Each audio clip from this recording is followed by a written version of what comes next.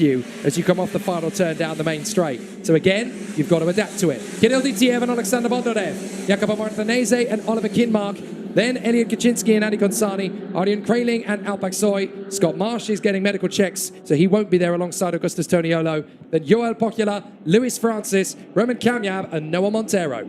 Then we have Murilo Rocha, Kit Belowski, Kimi Tani, a few years, and for the first time being applied in the world of karting, showing the way, leading the way to a greener motorsport for the years to come. Yeah, it's really great to have P1 Fuels giving us 100% sustainably fueled racing here this 2023 season. Is it going to go racing this time?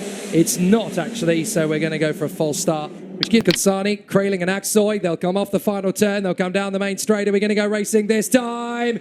That's not going to happen. Oh. A second false start. Interesting. And in fuel, there are so many people who are really working hard to make sure that this international grade event gives us the show that we are looking for. Gonzalo Planta slows the field down coming out of the final turn. Are we going racing this time? Yes, we are. And off we go. That's more like it. DTF holds onto the lead in the first corner. Bondarev drops down to third position through turn one. Kinmark is going to go wheel to wheel with Kaczynski. And then behind Martinez, that is Bondarev in third. Kaczynski gets into fourth past Kinmark as the field squeaks their way through turns 3 and 4 and trying desperately to make sure they don't come a cropper. On the far side, Martinez is going for it nice and early. Bondarev goes with him. Kaczynski goes with him. And Kinmark through into fourth position as well. DTF going down from the lead to fifth position in one corner. And he put two wheels on the grass as a result of that. Unfortunately for Kirill Ditsiev, was dropping a couple of positions. But once again, great move by Jacopo Martinez. He's not waiting around in this opening lap. He went for the move. That paid off. And now is your new leader. Oh, Bondarev going for the lead on the inside of Martinez now. So we got 3 different leaders on the first lap of racing. First DTF, then Martinez, now Alexander Bondarev. So he decided to take the lead in the final hairpin. I think he was forced into that because he could see how heated how excitable Elliot Kaczynski was getting in third position to try and move his way forward. So he knew he had to do something about it pretty quickly. So he saw a reasonable gap into the final bend, decided to go for it. So Bondarev leads. Up to third comes Kinmark. But Kaczynski will get him back on the exit. The two Swedes side by side, and Kaczynski is going to have to wait as Kinmark holds onto it. A great run from the Koski driver. A great run indeed, and once again he finds himself in the position of the chaser. That's where he's been for the past 2 races. The first one he won it, the second one he had to make do with P3. Will it be once again his turn to shine at the end of the race? In less than 9 laps, we'll have an answer to that. But Bondarev actually did what he couldn't do the race before, get past Martinez. But the Italian driver is very much on his charge, on his rear bumper, and it's going to give him the money back. Watch out in turn number 3. Still, they might actually want to work together to try to detach themselves from Kinmark and Kaczynski. But for now, the pressure is on as well. Martinez, he needs to get past if he doesn't want to lose too much time and being overtaken on his turn. As Ditsiev is still in P5 after losing a bit of momentum in the opening stages. Konsani, Toniolo, who had a retirement, as you might remember, in the previous race. Kit Belowski as well had to DNF, is P8 at the moment in front of Ashroy Tani. And we had a bit of a moment at the start. I picked that up with Joel Pocchiola, one of the Sodica driver, who was pushed a little bit wide in turn number 2. And Pocchiola at the moment is running in P15, so not so much trouble for him. So let's look at the start, and you can see Bondarev, look how close he was to the white line there on the start. It's okay because he didn't go over the white line. As long as you don't go over the white line, you're okay.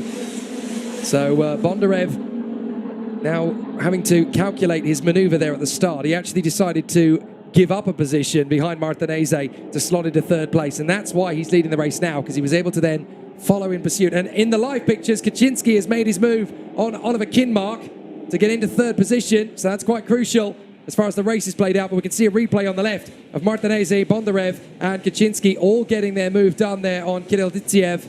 Kaczynski getting through as well. And then Bondarev in the final turn getting his run on Martinez. 3 different leaders in the first lap. Ditsiev, Martinez, and now Bondarev. Bondarev holding it for the moment. The young man from Ukraine still holding the race lead.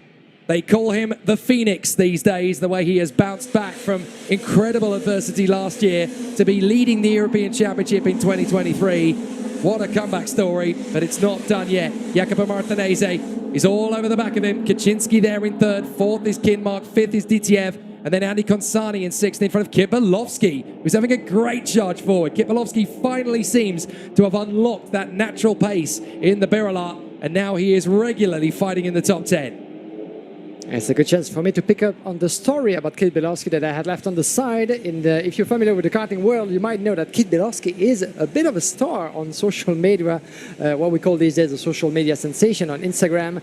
And if you haven't seen the content that he and his family and friends have been producing over the few months with karting, actually putting karting into the humor mode with a lot of different stunts and challenges at the wheel of a kart.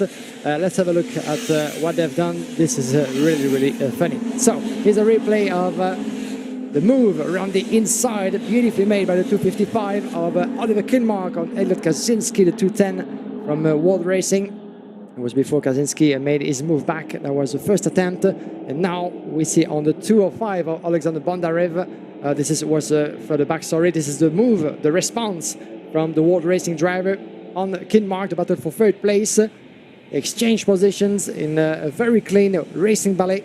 As we're back with the 203, this is Kirill Ditsiev down in P5 and is having to go defensive against the likes of Andy Consani and Kid Bilowski. We were just mentioning the Birla driver from Britain, the 260. He's going to try to go, at least try to make his move around the inside of Andy Consani, the Frenchman. Not quite there yet, but we're here back with the leaders as they come across just in front of us. Another lap completed, lap number 7 out of 10, and still split by nothing. One shot on the way to turn number 3 is not quite able to make his way through. Martinez is waiting patiently, and as you said, you know, the longer you wait, the trickier it will become, but sometimes the longer you wait also, and the more it pays off. 4 to go, so it really is now or never for Jacopo Martinez to take on Alexander Bondarev once again.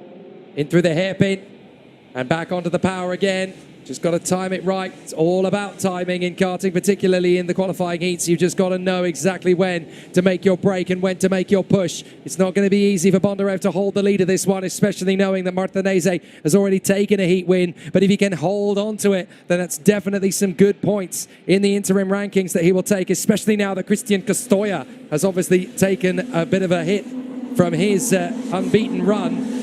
If it ends like this, Martinez would be on 185, Bondarev would be on 179, so it really would be a great tussle between the two Kart Republic teammates, which looks like it's just going to continue through the course of the weekend. But Bondarev and Martinez are now racing each other wheel to wheel for the first time this weekend in this one, so it's obviously going to be very tough for Bondarev to hold on to. And he knows that he's really got to edge Martinez out here. The Italian is going to be pushing for every moment he can. Bondarev was shadowing in the wheel tracks of Stepan Antonov earlier on in the day. Now he's got to be the one who's being shadowed by Jacopo Martinez. And Bondarev is still chasing his first win of the weekend for Martinez. If he is able to make that maneuver, that would be second.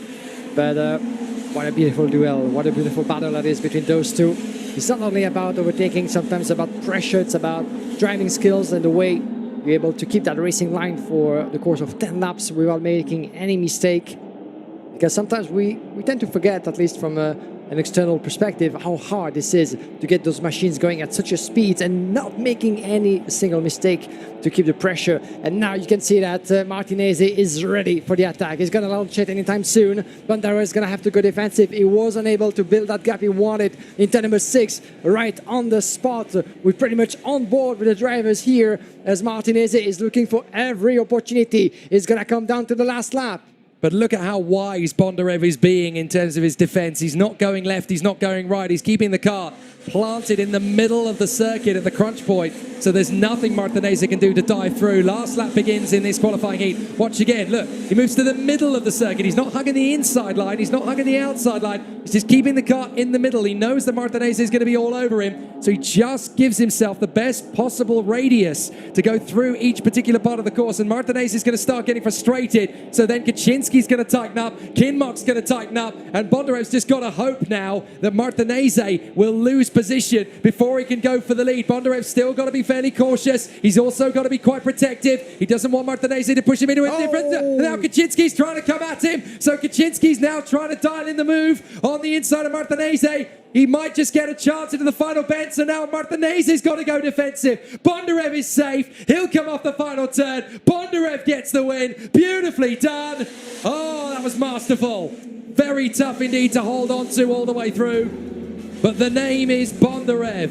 Sasha Bondarev, licensed to thrill. He comes back again, and he takes his first win of the weekend. And that is absolutely perfect timing as far as getting himself ready for a push for the final tomorrow is concerned. It's not perfect, but it's perfect timing. There was a beautiful piece of driving, not perfect as you said, but he went defensive, didn't make any fault whatsoever, wasn't too aggressive, and he went down to Martinez to try his bit to maybe push him to do a mistake or sending him into the clouds of Kaczynski, Kinmark and DCF on the line. But this is certainly one of the best demonstrations of intelligent driving that we've seen since the start of the weekend from Alexander Bondarev, who wanted this win. He had to wait on his third occasion to claim it, but it was done in a very strong and intelligent fashion.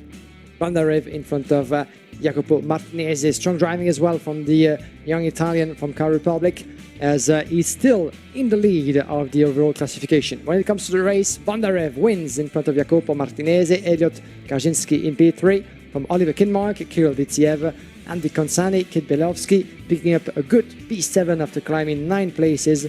The overall classification as we take a look at the replay. And nice to see all 22 drivers that started the race finishing it as well. And it was pretty tight and twisty at various points on the course. A couple of drivers just getting squeezed here and there, but certainly not disastrous enough to cause major difficulties. Oliver Kinmark and Elliot Kaczynski managing to go wheel to wheel without causing any issues with each other. That's the level of competition you're at. There you go. Martinez assisted into the lead there by Bondarev at the expense of Kirill Ditsiev, who ended up dropping all the way down. Manages to come home in 5th place in the end in front of Andy Konsani and the hard-charging Kit Belowski. Great run from him to make up 9 places. Nobody made up more than him. But Kinmark and Kaczynski, they had a great duel, didn't they, the two Swedes? Really giving it as much of a charge as they possibly could. But Bondarev, once he got into the lead, it was just about measuring. He wants to look after the tyres. That's the thing. It's about balancing how hard you push with how hard you stretch the tyres. But fortunately, to the end of the race there, Bondarev just able to hang on in front of his teammate, Jacopo Martinez, in the Setelar colours, but both part of the Car Republic awning.